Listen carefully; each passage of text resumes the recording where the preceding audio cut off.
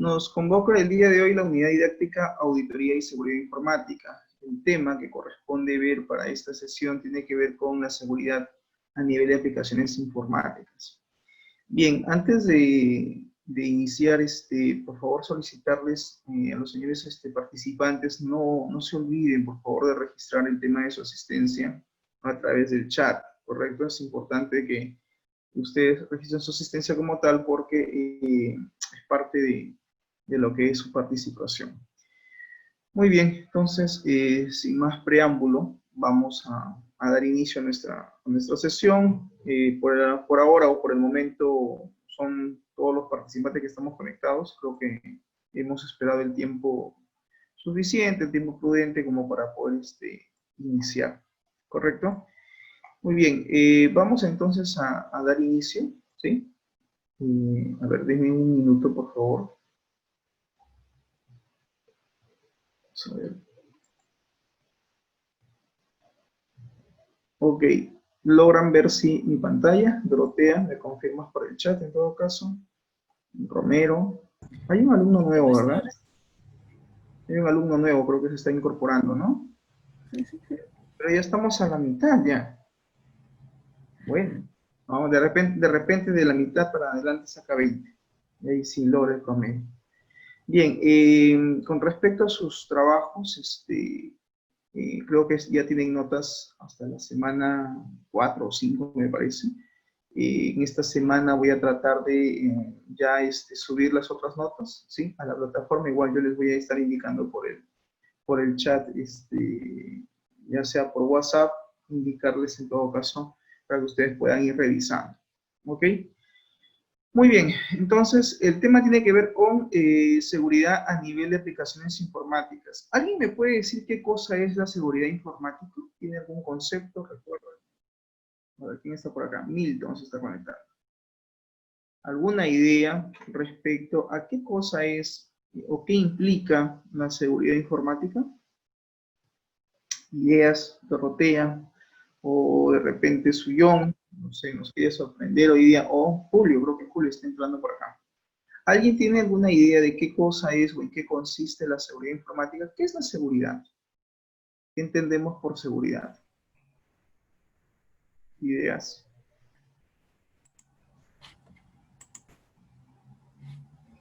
¿Ah? Es un proceso para prevenir cualquier peligro, cualquier riesgo que pueda ocurrir en el sistema. Ya. La seguridad, cuando hablamos de seguridad informática, básicamente consiste en aplicar una serie de políticas o normas dentro de una empresa, que claro, obviamente deben estar ligados básicamente a los activos de IT o los activos de TI en todo caso que maneje la empresa. Cuando hablamos de activos de IT, ¿de qué estamos hablando? ¿Alguien recuerda cuáles son los activos de TI de una empresa? El software, Ya. el hardware. Muy bien, claro, así es. Los distintos equipos, en este caso de hardware o dispositivos que cuente la empresa, pues son considerados activos de IT o activos de TI. Cuando hablamos de los software, estamos hablando de la categoría de programas, pues aquí estamos hablando de los diferentes sistemas que pueda manejar la empresa, ¿no? Desde las aplicaciones de escritorio, desde las aplicaciones web, aplicaciones móviles, o incluso puede ser soluciones OLTP o soluciones OLAP que pueda manejar la empresa, pues a nivel de programas, a nivel de software, todos estos programas o todos estos softwares, naturalmente, digamos, hacen referencia, pues, ¿no? Básicamente a lo que son, están considerados dentro de lo que son los activos de IT, dentro de los activos de tecnologías de la información. Entonces, que quede claro que la seguridad informática básicamente se aplica con la única intención de salvaguardar estos equipos o estos activos de IT que tenga la empresa, ¿no? Es decir, a nivel de programas o a nivel de equipos, a nivel de hardware. Esto implica, pues, que nosotros tenemos que utilizar ciertas normas o ciertas políticas de seguridad que de una u otra manera ayuden básicamente a la empresa a poder salvaguardar su información, ¿correcto? Entonces, por eso es importante recalcar ese tema. No se olviden, por favor, su asistencia. Buenos días, buenos días. Ok, entonces, que quede claro esa primera parte. Cuando hablamos básicamente de seguridad a nivel de aplicaciones informáticas, significa básicamente de que nosotros debemos aplicar estas políticas o estas normas en función a las aplicaciones, en función a los programas que maneja una empresa. Si yo digo a nivel, por ejemplo, de gestores de base de datos, ¿qué tipos de gestores de base de datos hoy en día existen en el mercado y que pueden ser utilizados en el desarrollo de los sistemas de información? ¿Alguien me puede decir, por favor? Julio, ¿cómo estás? Buen día. Cualquiera de ustedes que quiera participar puede hacerlo. Recuerden que estamos todavía en la parte de participación. Cuando yo recibo trabajos también consigo su participación, así que este es creo el momento oportuno para de una u otra manera ustedes participar y demostrar que están pues siguiendo el material, están revisando. Por alguien por ahí hace falta algún extra point, se le va a considerar. Muy bien, pregunto, ¿qué gestores de base de datos, por ejemplo, a nivel de gestores de base de datos actualmente existen dentro del mercado y que se pueden utilizar para el desarrollo de sistemas de información? El Oracle. Oracle, ¿cómo estás, Sandra? Buen día. Ok, Oracle, ¿qué más? MySQL. ¿Sí? El SQL también. Microsoft Rational, SQL. Microsoft Access. Ya, cuando hablamos de gestores de base de datos jóvenes, estamos hablando, lo que dice Sandra es correcto. Uno es Oracle, no es el único. Está Oracle, está MySQL, está SQL Server, está PostgreSQL, está DB2. ¿Estamos de acuerdo? Es decir, existe un conjunto de programas que están dentro de la categoría de gestores de base de datos, pero no son gestores de base de datos relacional. ¿Estamos de acuerdo? Alguien dirá, ¿por qué el profesor habla de gestores de base de datos si el tema tiene que ver con seguridad a nivel de aplicaciones informáticas? Pues bien, si bien es cierto, cuando desarrollamos un sistema de información, ustedes tienen que ser conscientes que, digamos, parte de la arquitectura del sistema o la arquitectura del software es el almacén de datos.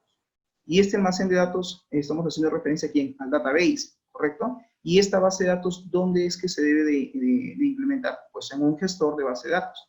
Como decía Sandra, puede ser Oracle, puede ser en este caso SQL Server, ¿correcto? Y naturalmente, pues, el servidor puede ser atacado, ¿no? Existen lo que se llaman los ataques remotos, no sé si han escuchado, y uno de ellos es a través del SQL Injection, ¿sí? Cuando se pretende insertar código SQL de forma remota con la única intención de, en este caso, hacer un ataque al servidor, específicamente a la base de datos. ¿Estamos de acuerdo? ¿Sí? ¿Se entiende esta parte? Por eso, jóvenes, que es importante reconocer cuáles son, por ejemplo, los tipos de ataques comunes que se dan a nivel de seguridad informática, o qué tipos, en este caso, de vulnerabilidades buscan los hackers, lammers o crackers con respecto a los sistemas de información de la empresa. ¿Estamos de acuerdo? Por eso es importante aplicar siempre políticas de seguridad.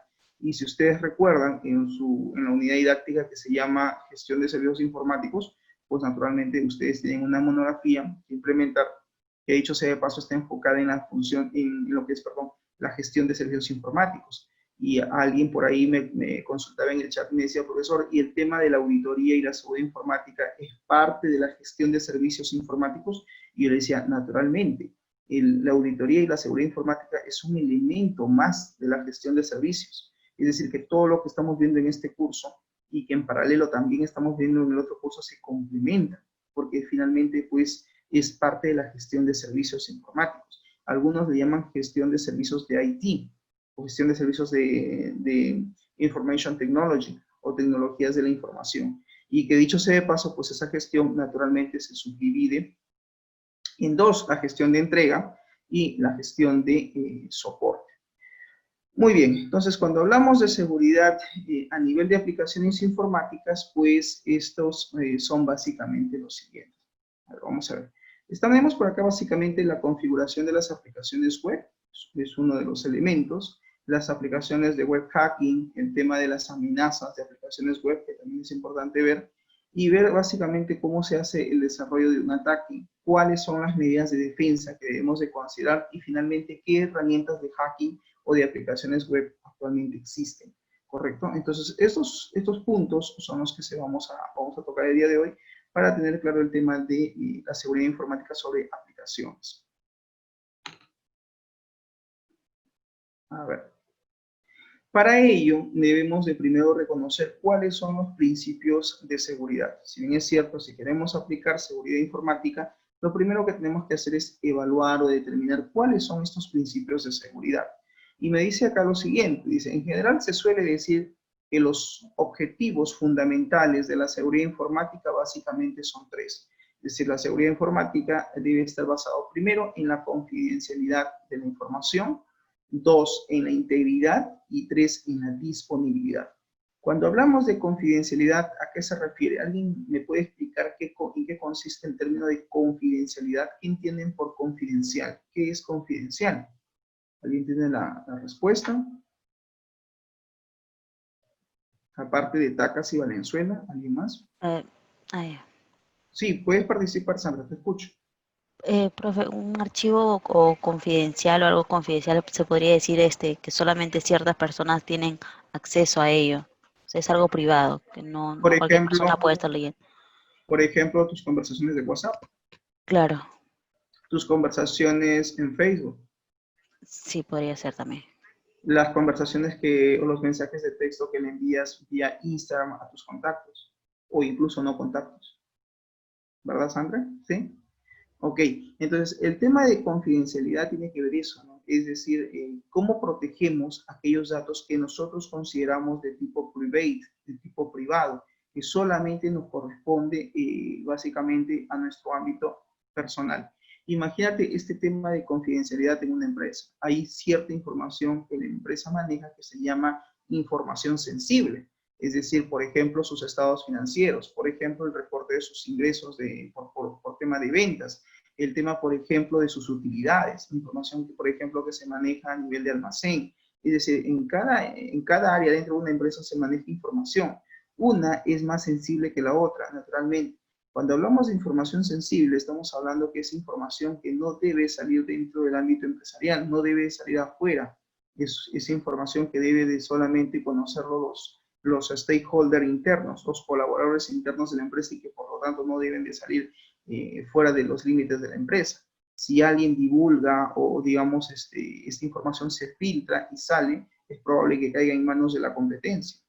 Y eso naturalmente pues puede, digamos, revelar cierta información que la empresa no desea que salga o que sea expuesta. Entonces la pregunta es cómo manejamos el tema de confidencialidad. Esto naturalmente si es que la información se encuentra de forma virtualizada, de forma digital.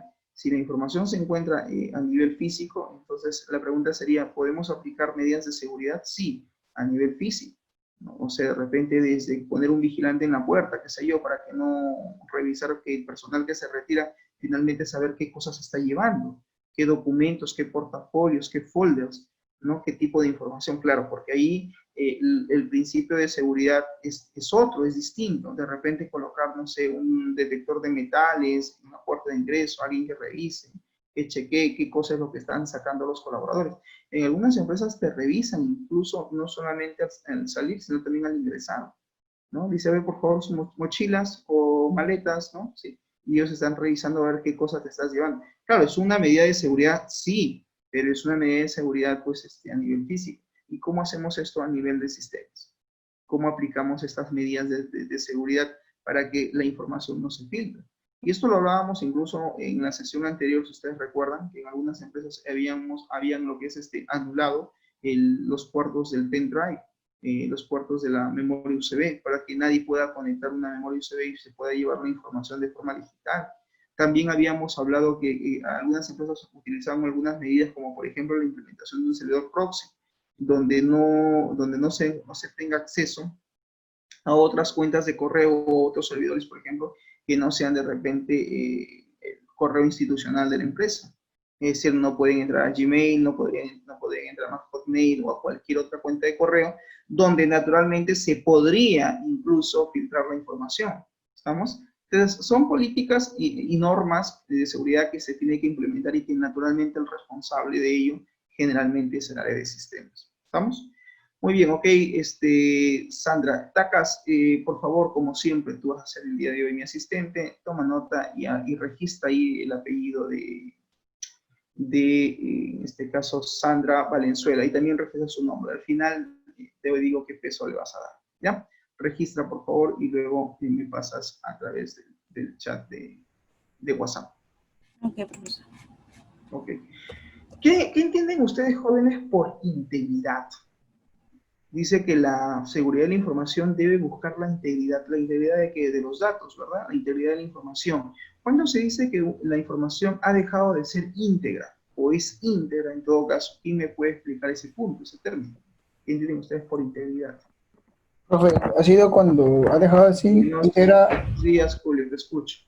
ya, profe, ha dejado de ser íntegra una información o datos cuando ha sido vulnerado, tocado, o cuando Entonces, no haya cuando se ha hecho un update, una modificación. modificación, ajá, la integridad ya no es. Ok, muy bien, Julio. Claro, lo que dice Julio es cierto, ¿no? O sea, la integridad tiene que ver cuando la información sigue siendo, digamos, copia fiel de el origen de fuente, o sea, del origen fuente original que yo obtengo esta data, pues veo que efectivamente mantiene el mismo formato del archivo, no tiene una modificación, no ha sido modificado, no ha sido editado, entonces yo puedo decir, sí, pues este archivo es íntegro, la información que estoy recibiendo vía correo electrónico naturalmente mantiene el principio de integridad. Ok, apúntalo por ahí también a Julio Valenzuela. Julio, ¿y qué entiendes tú cuando dice que la información debe estar siempre disponible o debe mantener el principio de disponibilidad? Y por favor, si puedes, con un ejemplo para poder graficar ese concepto. Ya. Un ejemplo sería el que, a ver, hagamos un ejemplo de una tienda, ¿no? Si los productos ¿Ya? están, si los productos están disponibles o no, eso tendría que ver, ¿no? Antes de ofrecer o hacer, ¿no? Vender el producto, ¿no? En este caso, pues sería si contamos con stock. Claro. Sí, Ya, más o menos tu respuesta. Ok, a ver, por ahí creo que Perlacios levanta la mano. Dime, Perlacios, te escucho. La seguridad informática de disponibilidad consiste en algo de que haya una persona trabajando y que tenga disponibilidad. Bueno, eso es un ejemplo a nivel de persona, ¿no? Yo hablaba Ajá. si me podían dar el concepto de disponibilidad, pero a nivel de la información. ¿Cuándo se dice que la información, o por qué se dice que la información debe de estar siempre disponible? Cuando es 24/7. Ok, cuando el acceso a la data es, en este caso, de forma permanente, como dice Tacas, cuando tiene que ver en este caso cuando, por ejemplo, yo quiero, profesor, yo soy estudiante y yo quiero saber mis notas, pues en este momento se me ha ocurrido que quiero saber cuáles son mis notas, por ejemplo, en el curso de ingeniero Alvites, quiero saber cómo voy en Android, dirán, ¿no? Por ejemplo, Suyón, ¿no? Profesor, yo he mandado mis tareas, pues no habré estado asistiendo a su curso de auditoría, pero yo estoy asistiendo a Android, entonces yo quiero ver hasta la semana 9 exactamente cuánto es mi puntaje. Entonces, Suyón agarra, se conecta, ¿no es cierto? Ingresa su usuario, su contraseña. Cuando incluso el sistema valida, por ejemplo, que el usuario es correcto, que el DNI es correcto, que la contraseña es correcto, lo que está haciendo ahí es una validación de los datos, ¿no es cierto? Una vez que todos son correctos, ingresa a la plataforma. Pero vamos a suponer en el caso hipotético que Suyón empieza a conectarse, se logueó, y de un momento a otro su internet le dice, pues ahí no se puede cargar la página, error de conectividad, error de conexión. Y él dice, wow, se me fue el internet, entra a otra página y se da cuenta que otra página sí puede ingresar, pero a la página de la intranet del instituto, pues no. ¿Qué es lo que ha pasado ahí, Tacas, con ese servidor web? ¿Por qué no carga la página web? ¿Y a qué se estaría faltando, no? Dentro de lo que es No la está seguridad. disponible en este caso la plataforma.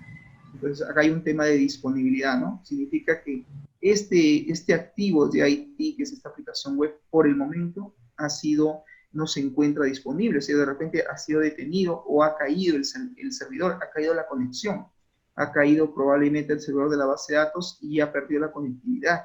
Entonces, aquí estamos con un problema de disponibilidad. Entonces, que quede claro que la disponibilidad tiene que ver con eso, con que los recursos de IT, los recursos que cuenta la empresa, llámese servidor web, llámese servidor de correo, llámese incluso hasta el acceso a la cuenta de correo electrónico o cualquier otro medio o recurso tecnológico, si el usuario tiene dificultades de poder acceder a dicho recurso, entonces aquí tenemos un problema, que es un problema de disponibilidad. Algo ha pasado, alguna situación ha ocurrido, probablemente pueda ser que por un tema de manipulación, alguien de repente simplemente apagó el servidor, o de repente pues es un tema de repente de que se está vulnerando de repente el acceso. De repente el servidor ha sufrido algún ataque, de repente hay un malware que, no sé, ha sido dirigido estratégicamente al servidor, o alguien está haciendo un SQL injection y de repente en un momento veo que en la página dice no existe la tabla tal. Si yo veo en la página que dice no existe la tabla tal, significa que algo están haciendo con el servidor que ni siquiera ya la consulta SQL me devuelve. También en algunos casos he visto páginas que incluso estamos navegando y nos muestra incluso el código de la programación por error. Y tú dices, ¿por qué en la página veo unas cosas de corchetes, código HTML? ¿Qué pasó?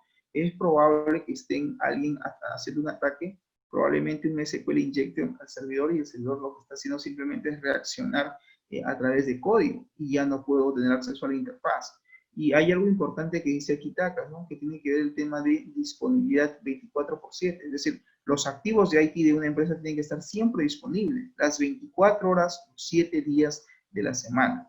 Si por A o B se cae el servicio, esa caída, que es natural, se va a poder dar, es obvio que en algún momento se va a dar, porque en informática todo es al 99.9% seguro, pero siempre en algún momento puede haber algún suceso, algún evento inesperado, y que naturalmente ponga en jaque el servicio.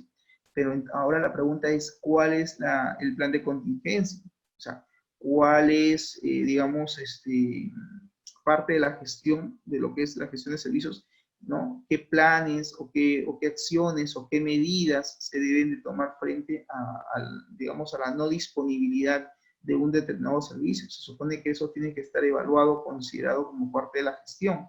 Oye, mira, me acaban de llamar de que el servidor se cayó, ¿qué pasó? Es un tema de conectividad, es un tema de ancho de banda, es un tema de disponibilidad del servidor, el servidor se relentilizó, o sea, quedó de repente detenido, o sea, pueden ser muchos factores y hay que evaluar y hacer seguimiento a lo que está sucediendo, porque naturalmente está poniendo en jaque el servicio. Muy bien, te registras por ahí también, Tacas.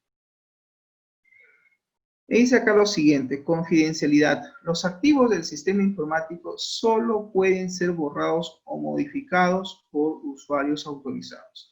Entonces, si te das cuenta, la confidencialidad tiene que ver con el tema de acceso, ¿no? De que la información a la cual se accede debe de estar siempre, digamos, disponible y además debe de ser, digamos, no modificada, no vulnerada. Quien puede modificar, quien puede borrar la información solamente son aquellos usuarios que tienen los perfiles, los permisos necesarios para poder hacer esa modificación.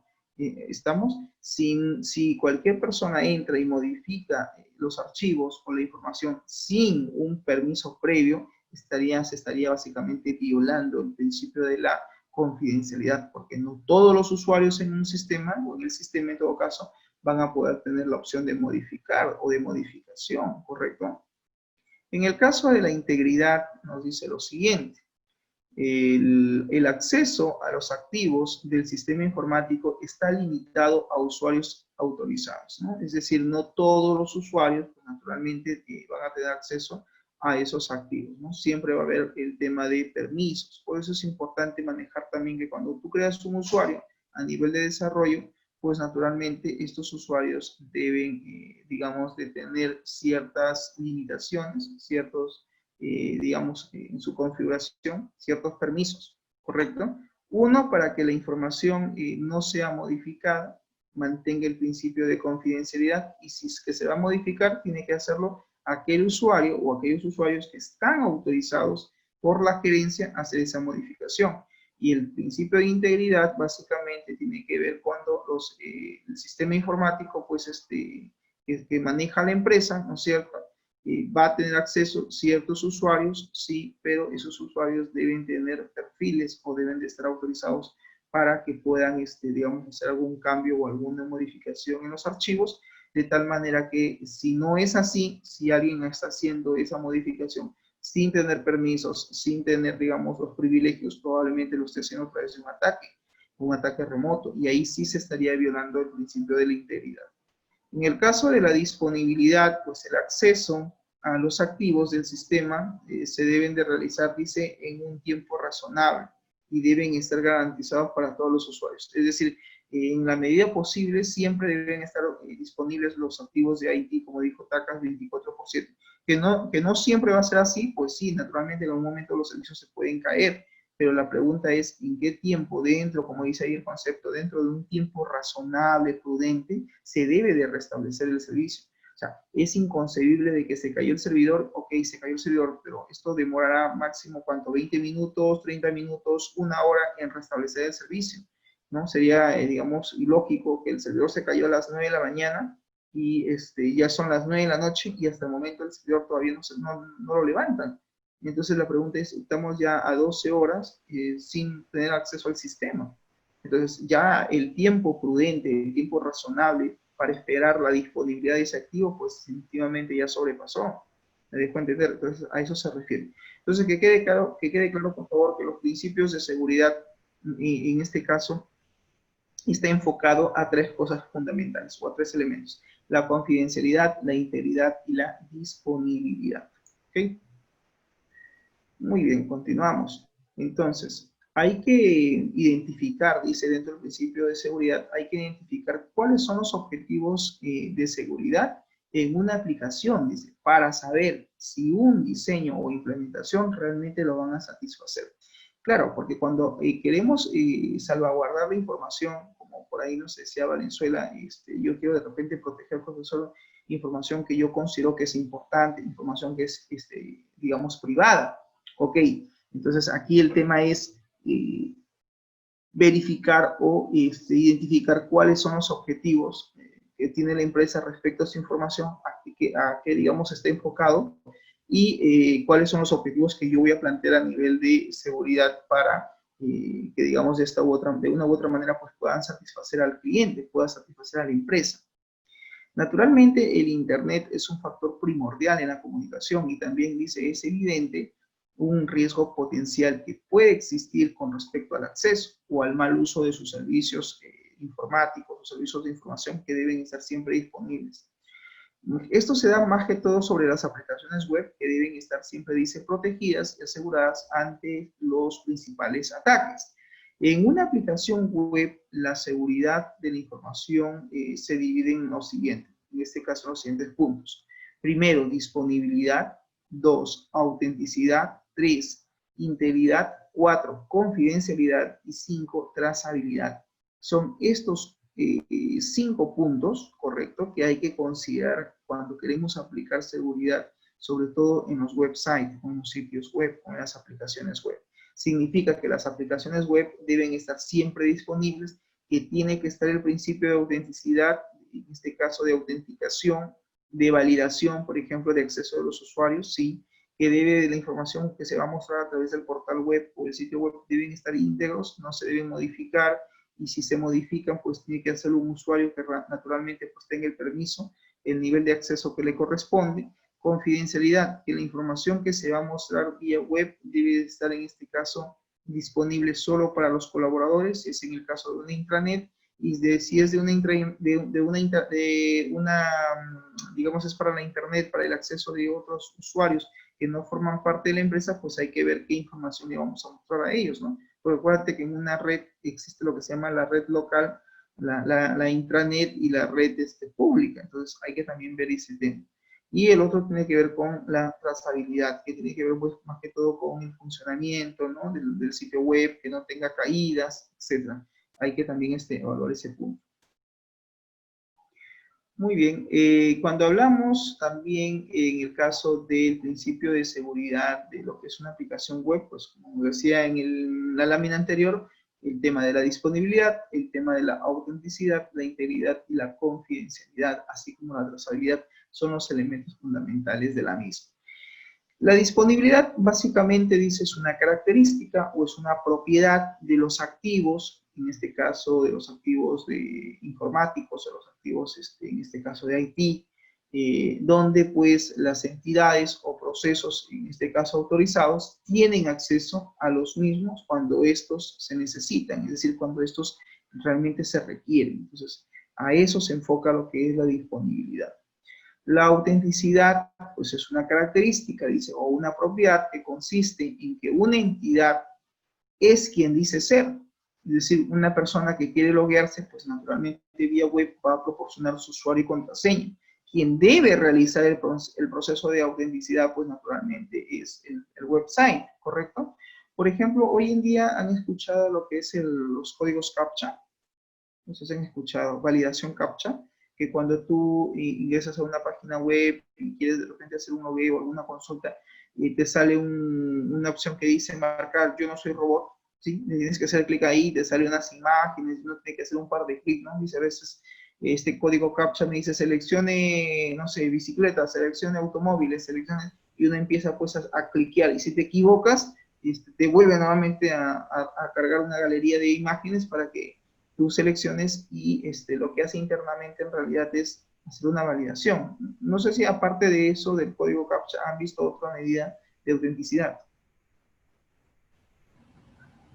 Identifica semáforos, algo así. Claro, ese es código CAPTCHA, pero hay otro elemento de que también a nivel web tú puedes, digamos que se hace la verificación si quien está realmente accediendo es una persona o es un programa que de repente quiere vulnerar su acceso. Cuando entras, por ejemplo, al banco, te piden el clave token en este caso. Sí, esa es otra medida de seguridad que están usando las entidades bancarias, la validación del código de un ID mediante Cuando también accedes a tu Gmail en otro dispositivo, por ejemplo, en otro laptop, exacto, también excelente. haces validación con tu teléfono que está obviamente... Esté configurado. Sí, ajá. Sí, esa es otra forma. En el caso de Gmail ya utiliza esa tecnología muy interesante porque cuando tú creas tu cuenta de correo, lo primero que te pide es pues un número telefónico, ¿no? Para hacer la validación.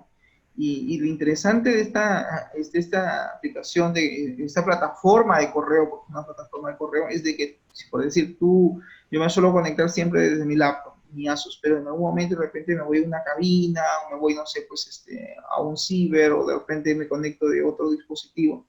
Y claro, naturalmente, pues este servidor de correo verifica, ¿no? Oye, este nombre de equipo lo tengo registrado en mi base de datos, existe, porque incluso se guarda un registro de los equipos que se conectan, ¿no?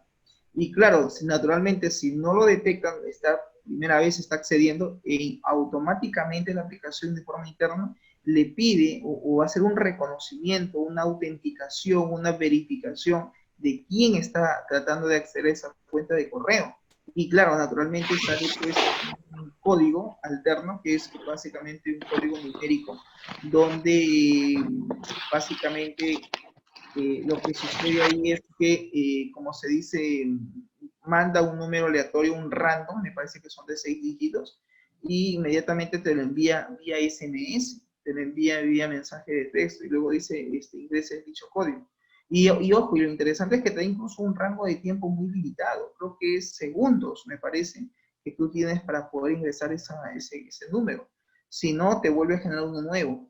¿No? Claro, y eso es muy bueno porque naturalmente si hay un usuario que sabe mi cuenta de correo y quiere vulnerar el acceso, mientras no tenga mi teléfono de forma física, pues me va a llegar a mí un mensaje de texto y yo inmediatamente voy a darme cuenta de que hay alguien que está tratando de vulnerar el acceso a la cuenta de correo.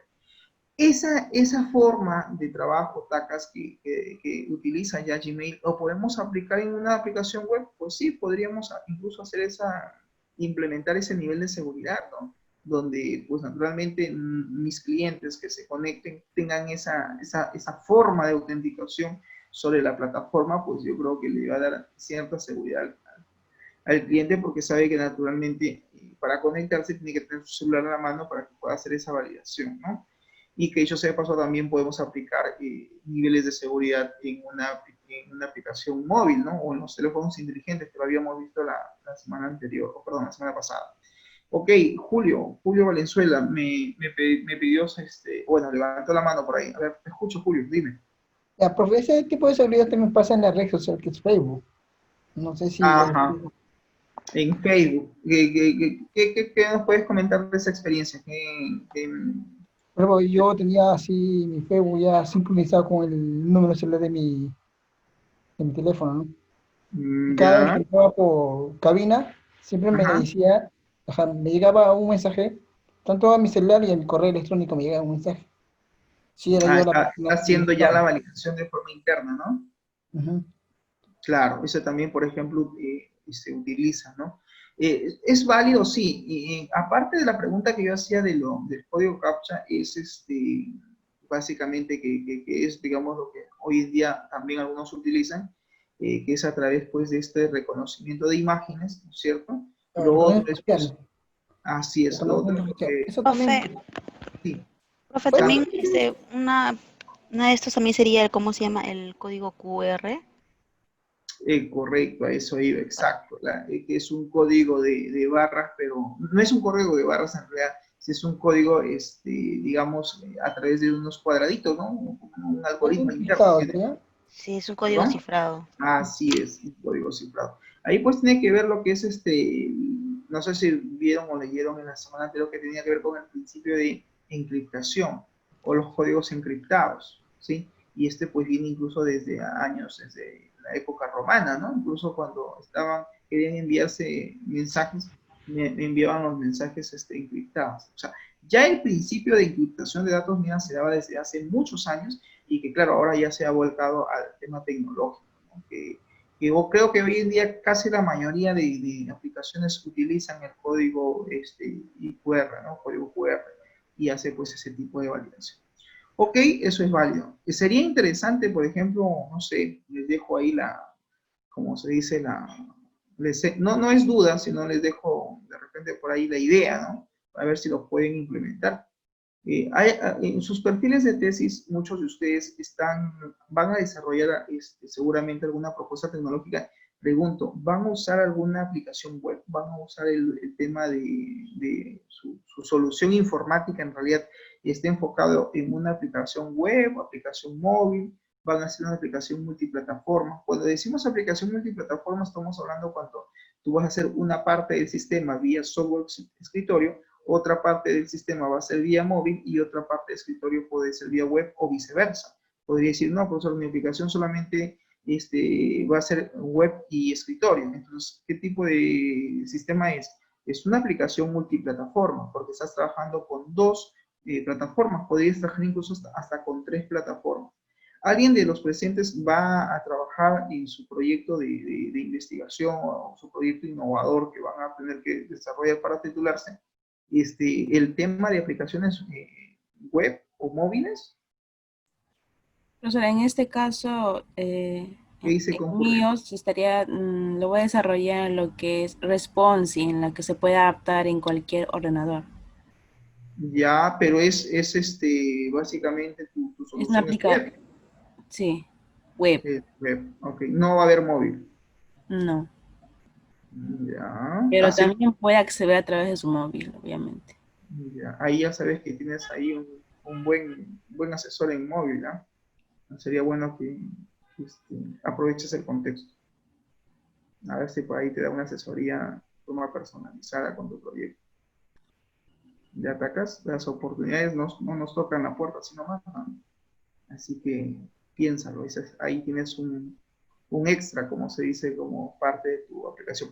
¿Por qué pregunto el tema si es que van a hacer web o móvil? Porque sería interesante que su aplicación móvil que ustedes van a desarrollar, si es que pueden, porque obviamente yo sé que eso se puede hacer, pero hay que buscar los algoritmos, los códigos. Por ejemplo, cómo hacer al menos el ejemplo de validación vía SMS con el celular. ¿No? Vamos a suponer, Dorotea, que ese día te estás exponiendo y dices, bueno, ves el jurado y de repente el jurado está para el ingeniero Julio Cana o está de repente el ingeniero Magali Sancero.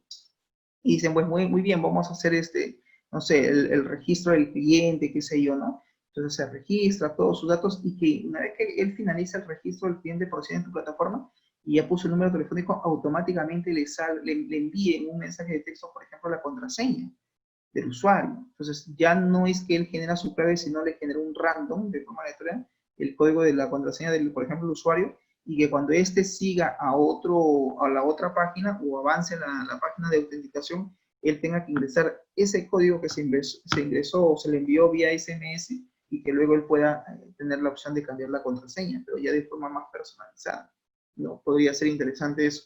O de repente utilizar, como decía Sandra, el tema de validación QR en algún proceso dentro de tu aplicación web. ¿Eso, profesor, te da un plus a mi trabajo? Claro, obviamente, porque está siendo innovador. Claro que sí, estás usando tecnologías nuevas, ¿no? Ya no solamente es el funcionamiento de tu aplicación a nivel local, estás interactuando con otros dispositivos. El tan solo hecho que te genere un correo electrónico y te lo envíe a la cuenta de correo de repente un dato o algo que estás validando, o de repente vía SMS, o de repente que tu sistema haga la validación vía, como de muchas aplicaciones, que incluso tú quieres registrarte en una aplicación, te piden tu perfil de Facebook o en todo caso de cuenta de correo. Claro que el nivel de programación ahí es un poquito más fuerte, pero al menos si pueden hacer la interacción vía aplicación móvil de ustedes con su cuenta de correo del usuario o aplicación móvil, o aplicación web vía envío de mensaje de texto SMS y hay esa interacción, pues sería genial si lo logran hacer, porque ya de por sí eso es un plus a tu proyecto. Entonces ahí, digamos, a nivel de solución, pues ahí tienes un punto adicional, ¿no? En ese sentido de que tu aplicación, más allá de interactuar contigo mismo o con el usuario, pues interactúa con otras aplicaciones, con otras herramientas.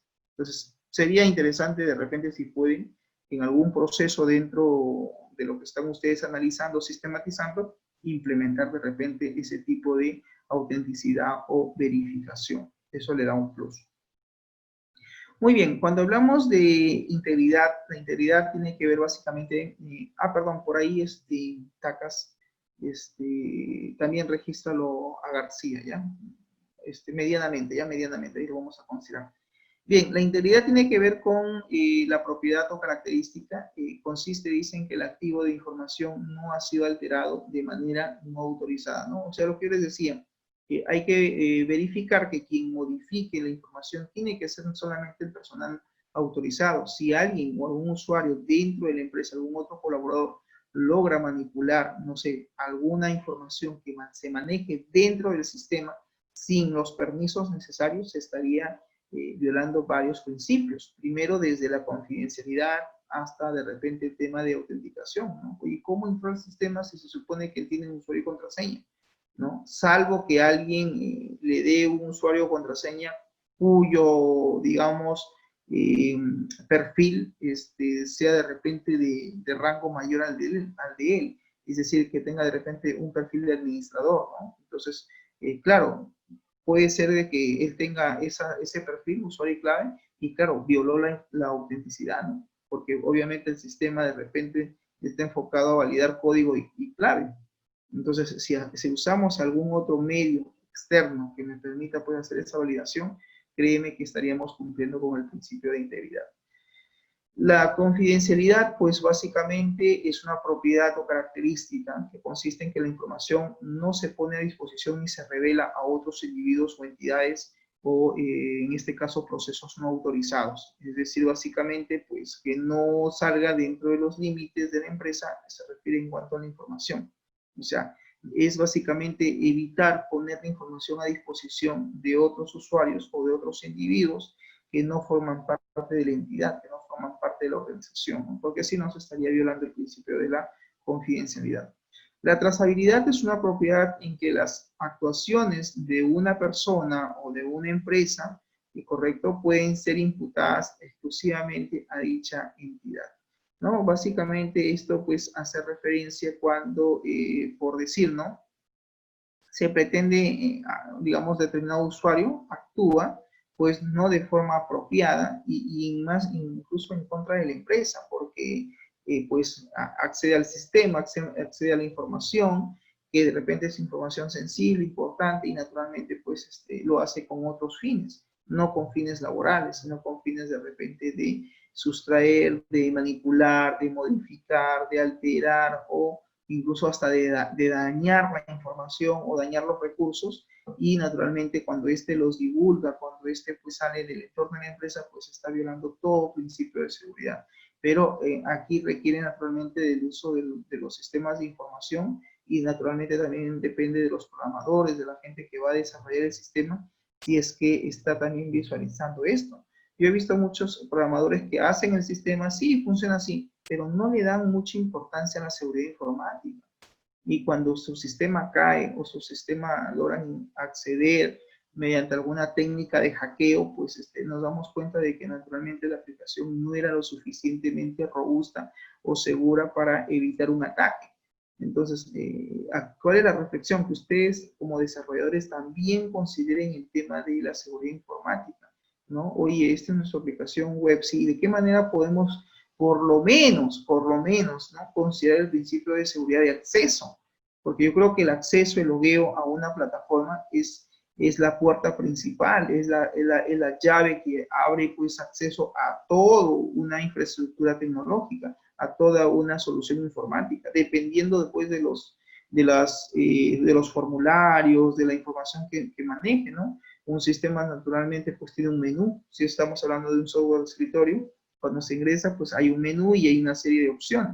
La pregunta es, ¿quiénes pueden tener digamos, acceso a esa información? ¿Realmente deben de tener acceso todos los usuarios? ¿Solamente deben de tener acceso a aquel usuario a determinada opción de acuerdo pues al nivel, digamos, en este caso, al nivel de acceso que tú hayas configurado?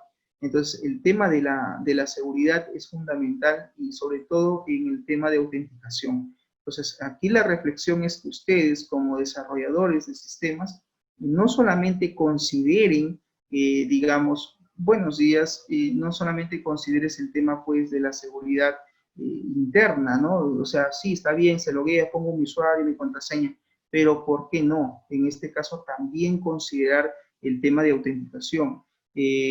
¿Cómo no? Deme 2 minutitos, ¿ok? Entonces, en ese sentido, jóvenes, esa es la invocación. Y lo que decía Tacas es importante, validación, por ejemplo, como lo utiliza Google, ¿sí? El tema, por ejemplo, de la autenticación del correo, o como decía Sandra, ¿por qué no utilizar códigos QR? Créanme, jóvenes, que si ustedes logran implementar en su proyecto innovador, estoy hablando ya a nivel de desarrollo, ojo, por lo menos la interacción, profesor, ¿no? De repente está la ingeniera Magali o el ingeniero local en ese momento evaluando su proyecto de tesis, y ustedes en algún momento tienen que hacer el registro del usuario. ¿Por qué no? Lo invitas al jurado. Muy bien, señores. A ver, vamos a proceder al registro del cliente, ¿sí? Estás haciendo la demostración en vivo. Y por ahí le dices, a ver, vamos a registrar al usuario o al cliente Julio Cala. Muy bien. Sus datos, ¿no? Te va dando su información. O proporcionas en algún momento seguramente su cuenta de correo, su número telefónico.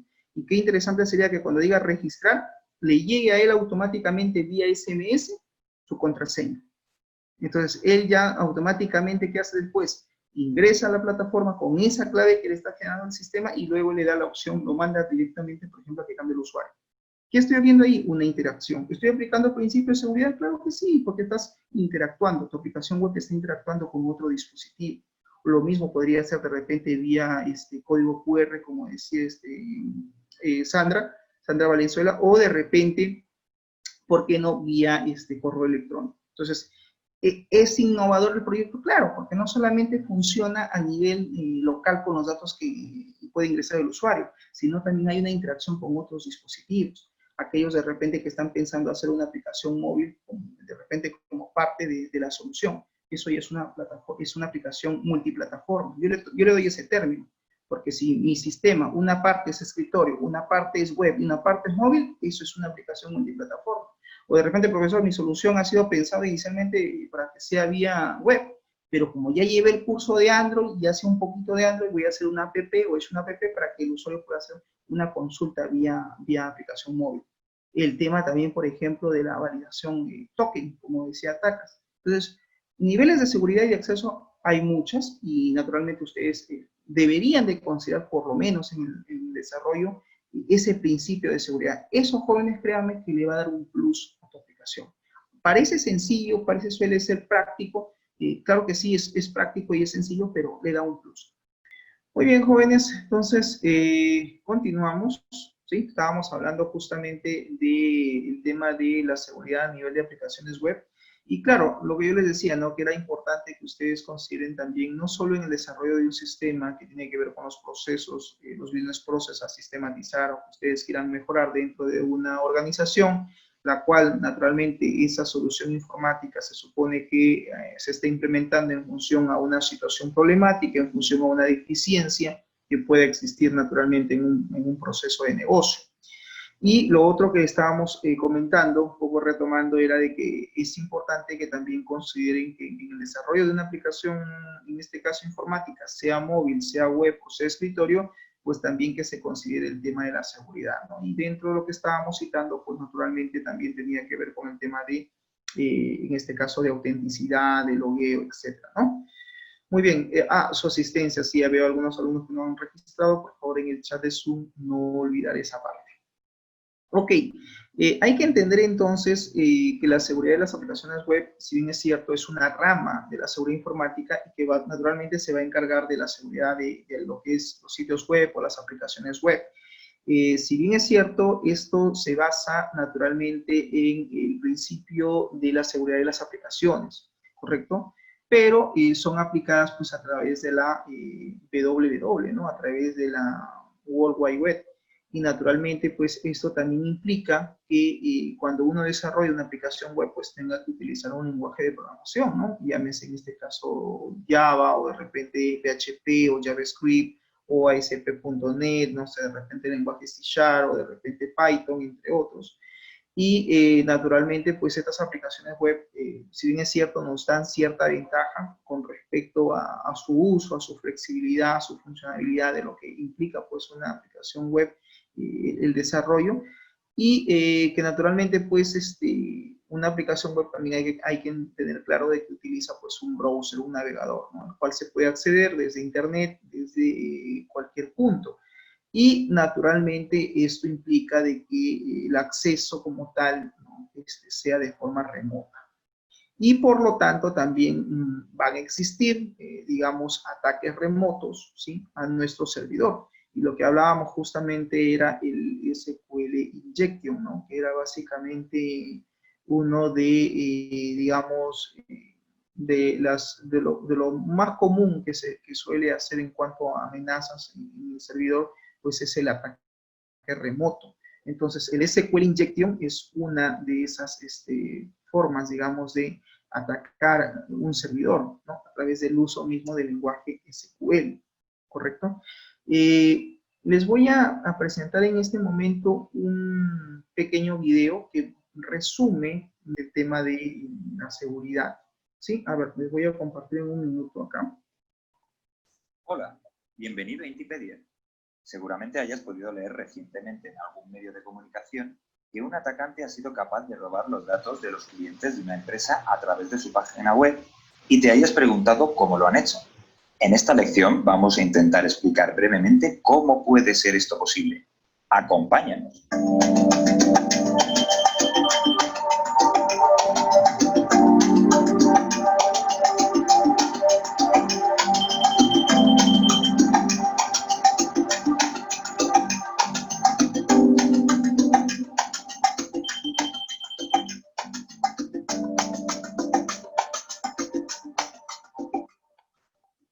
Muchos internautas se preguntarán cómo es posible que un atacante pueda tener acceso a información sensible de una empresa que no está publicada en Internet a través de su página web, por ejemplo, su base de datos o modificar los valores mostrados en ella. La respuesta técnica es mucho más sencilla de lo que se puede suponer a priori. Efectivamente. Aunque el servidor de bases de datos donde se almacena la información de la empresa se encuentre detrás de una serie de firewalls u otros mecanismos de protección, existe un canal de comunicaciones entre el servidor web y el servidor de bases de datos, que es lo que el atacante utiliza para llegar hasta los datos guardados.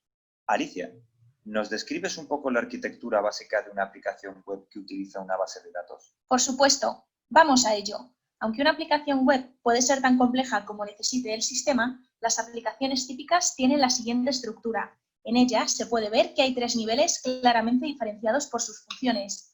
El primero de ellos es el encargado de la interfaz de usuario, es decir, la parte que gestiona la interacción humano-sistema y que en una aplicación web típica es el navegador de Internet. El segundo de los niveles es donde reside la lógica de la aplicación, Esta correrá sobre los servidores web y los servidores de aplicaciones, que haciendo uso de diferentes tecnologías podrán generar conocimiento o procesar información con un fin concreto. Por último, tendríamos el almacén de datos, es decir, el repositorio de la información donde se guarda el conocimiento de una organización. Este repositorio puede estar implementado con un árbol LDAP, una base de datos relacional, un almacén con datos en XML o un simple fichero de datos. Existe una conexión entre cada uno de los niveles adyacentes. El usuario, a través de la información que envía por el navegador de Internet, interactúa con el servidor web y, a su vez, la lógica de la aplicación interactúa con el almacén de datos para leer y escribir información en el sistema.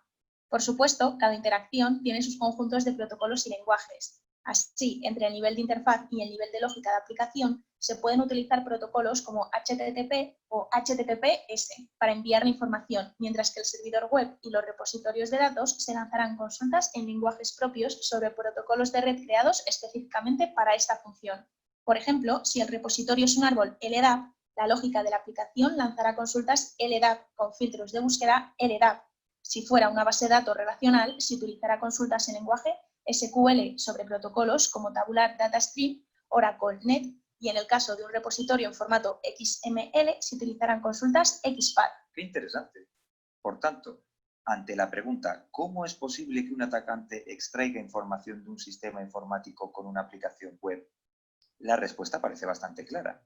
Lo más probable es que haya un fallo de seguridad en el código de esa aplicación web. Actualmente, según la conocida organización OWASP, Open Web Application Security Project, los 10 vectores de ataque más probables a estas aplicaciones son A1, Injection, A2, Cross-Site Scripting, XSS, A3, Broken Authentication and Session Management, A4, Insecure Direct Object Reference, A5, Cross-Site Request Forgery, CSRF, A6, Security Misconfiguration, A7, Insecure Cryptographic Storage, A8, Failure to Restrict URL Access, A9, Insufficient Transport Layer Protection, A10, Unvalidated Redirects and Forwards.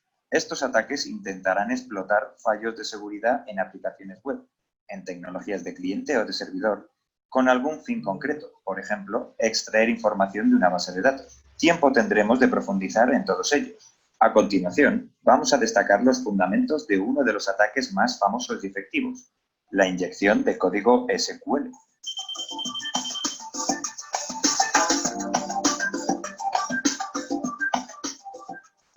Uno de los principales problemas de seguridad al que se enfrentan las aplicaciones web es el de protegerse contra los ataques de inyección. Bernardo, ¿nos cuentas en qué consiste el fallo utilizado por los atacantes en este tipo de vulnerabilidades? Claro, Alicia, es sencillo de explicar. La vulnerabilidad que aprovecha el atacante es que la aplicación web no valida correctamente los datos que introduce el usuario en el interfaz y que se utilizan a posteriori en consultas al repositorio de datos. Veámoslo mejor con un ejemplo. Supongamos que una aplicación web tiene un sistema de validación de usuarios por medio de un formulario en el que se debe introducir un código de usuario y una contraseña. Si el programador no valida correctamente la información introducida y concatena los datos directamente, construyendo la consulta que se envía al servidor de la base de datos, el atacante puede interactuar directamente con la base de datos, por ejemplo, con consultas SQL y, por tanto, dependiendo del entorno, extraer, modificar o borrar información. Como se puede ver, el atacante no ha introducido una contraseña válida, sino que ha introducido una condición, usando el carácter comilla, que al ser concatenada en la consulta SQL que se va a enviar a la base de datos, hace que siempre se cumpla, con lo que la lógica de la aplicación recibe de la aplicación un usuario autenticado. Algún internauta podría pensar que se trata únicamente de utilizar de manera efectiva el carácter comilla, pero no es así. La vulnerabilidad consiste en no filtrar los datos correctamente. Si en lugar de un formulario de login con campos de texto el atacante aprovechara la llamada a un programa con un parámetro numérico, le sería suficiente con poner un espacio entre el número y el comando que quiere inyectar para conseguir ejecutar comandos en la base de datos relacional. Por ejemplo, algo tan sencillo como http://www.server.com/ app.asp.id igual 1, Shutdown podría ser un ataque que parará el motor de la base de datos mediante SQL inyección y no es necesario introducir ningún carácter comilla. Cierto, y esto no es solo para las bases de datos. El ataque se puede realizar con éxito en sistemas con cualquier tipo de repositorio de datos. Solo se deben cambiar los tipos de comandos a inyectar y se podrá ejecutar casi cualquier comando que permita el motor. Por supuesto, existen ciertas limitaciones a las que se enfrenta el atacante, como son los privilegios que tenga la cuenta de la aplicación web dentro del motor de repositorio de datos o la información que muestra la aplicación una vez que se han ejecutado los comandos. Es por ello que los investigadores han desarrollado técnicas muy afinadas para la extracción de la información que almacena el sistema, incluso sin llegar a ver nunca esos datos directamente en la web. Sí, a la hora de extraer los datos del motor se diferencian entre ataques inbound y ataques outbound. Los primeros son aquellos en los que la propia aplicación web, manipulándola adecuadamente, muestra la información que el atacante extrae. Por el contrario, los ataques outbound extraen la información mediante la generación de mensajes de error o el desencadenamiento de acontecimientos que les permiten extraer los datos. Hay pruebas de concepto en las que los datos se extraen generando consultas DNS a un servidor controlado en el que se dejan en el log los datos extraídos. Además, tampoco le es necesario al atacante visualizar los datos como los ataques inbound u outbound, que extrae de una base de datos a través de la aplicación web, ya que existen los llamados ataques a ciegas. En estos, los datos se infieren por el comportamiento que tiene una aplicación web tras la inyección de un determinado comando, tal y como va a explicarnos Bernardo a continuación.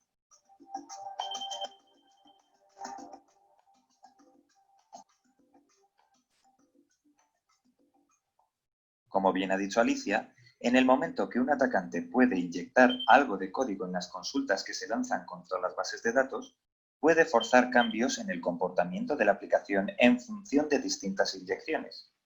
Si un atacante es capaz de encontrar un comportamiento constante en inyecciones de código con todos los condicionantes de la consulta generada con valores a true, es decir, que se cumplen todas las condiciones, o un comportamiento constante en inyecciones de código con algún valor a false, es decir, que no se cumple dicho condicionante, entonces el atacante puede construir una lógica binaria para extraer toda la información de la base de datos. Para entender esto mejor, vamos a suponer un entorno sencillo. Supongamos que un programador ha construido una página web en la que se muestra una noticia. Esa noticia está almacenada en una tabla de una base de datos relacional a la que el programador accede con una sencilla consulta del tipo select * from noticias where id igual noticia id. El desarrollador utiliza el valor noticia id para seleccionar la noticia a mostrar y este es recogido por un parámetro get desde el cliente, algo como www.servidor.com/mostrarnoticias.php noticia id igual a 1. Si la construcción, supongamos, de la consulta SQL con el valor noticia id se realiza concatenando una cadena de texto y sin filtrar correctamente el valor que se envía por noticia id, entonces tendremos una vulnerabilidad de SQL injection. Con esa vulnerabilidad, el atacante podría probar, por ejemplo, el comportamiento de la aplicación ante situaciones extremas con condiciones a true y condiciones a false para establecer una lógica binaria. Así, podría inyectar algo como http://www.servidor.com/mostrarnoticias.php noticia id igual a 1 and 1 igual a 1 y http://www.servidor.com/mostrarnoticias.php noticia id igual a 1 and 1 igual a 0. En el primer caso, la consulta SQL resultante no cambia el funcionamiento de la aplicación, pero en el segundo caso hace que la consulta SQL no devuelva ningún resultado. Esto generaría dos consultas SQL tales como select campos from tablas where condiciones and 1 igual a 1. Select campos from tablas where condiciones and 1 igual a 0. Si ante estas inyecciones la aplicación muestra diferentes comportamientos, por ejemplo, en el primer caso se muestra una noticia y en el segundo se muestra un mensaje de error, entonces se podría extraer la información haciendo un ataque a ciegas. Con estos comportamientos, el atacante sabría que si se muestra la noticia ante una inyección, es que ha puesto una condición que da true, mientras que si se muestra el código de error, es que ha puesto una condición que da false. Por ello, para extraer la información, podría hacer inyecciones del tipo siguiente: http://www.servidor.com/mostrarnoticias.php, noticia id igual a 1, and 100 igual select top 1, ASCII substring login, 1,1 from usuarios, en la que se está preguntando si el valor ASCII de la primera letra del nombre del primer usuario es igual a 100, es decir, si el nombre del usuario comienza por D minúscula. Utilizando este tipo de consultas se puede volcar toda la base de datos sin ni tan siquiera ver la información. Lógicamente, también es posible adivinar los nombres de las tablas. Destacar que esta técnica concreta genera un número considerable de peticiones a la base de datos que podrían ser registradas en un log o levantar las sospechas de un IDS. Estas técnicas a ciegas han evolucionado analizando los comportamientos de las aplicaciones y buscando comportamientos distintos en todas las características de las páginas de respuesta, llegando hasta utilizar retardos de tiempo para reconocer los valores true y false.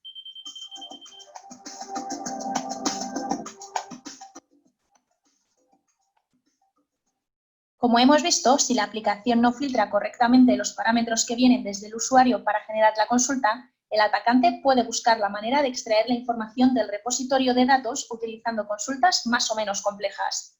Para ello, es necesario hacer especial hincapié en el filtrado de los datos que vienen desde el cliente. En los entornos de desarrollo existen componentes avanzados para la construcción segura de consultas de extracción de datos, por lo que es recomendable utilizar este tipo de componentes para crear estas consultas y no hacerlo manualmente mediante concatenación de cadenas de texto y variables. Además, algunos de estos IDEs vienen con analizadores de código estático, que son capaces de detectar este tipo de vulnerabilidades mediante un exhaustivo análisis del código fuente. Bueno, hasta aquí la lección de hoy. En la página web de Intipedia encontrarás documentación adicional a esta lección. Adiós. Hasta la próxima.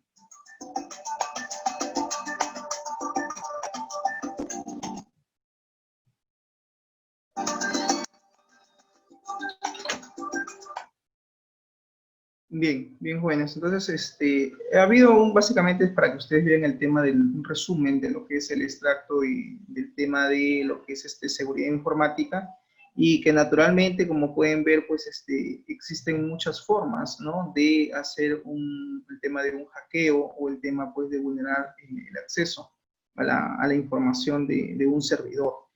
Entonces, aquí la recomendación sería, pues, que naturalmente, digamos, ustedes, cuando desarrollen un sistema de información o una aplicación web, tengan que también ver o considerar el tema del nombre de las tablas, de una base de datos, ¿no? Nos damos cuenta que a veces cuando uno modela o implementa un database, pues a veces pone la tabla cliente, la tabla pedido, la tabla empleado, y muchas veces es fácil de descifrar el nombre de las tablas.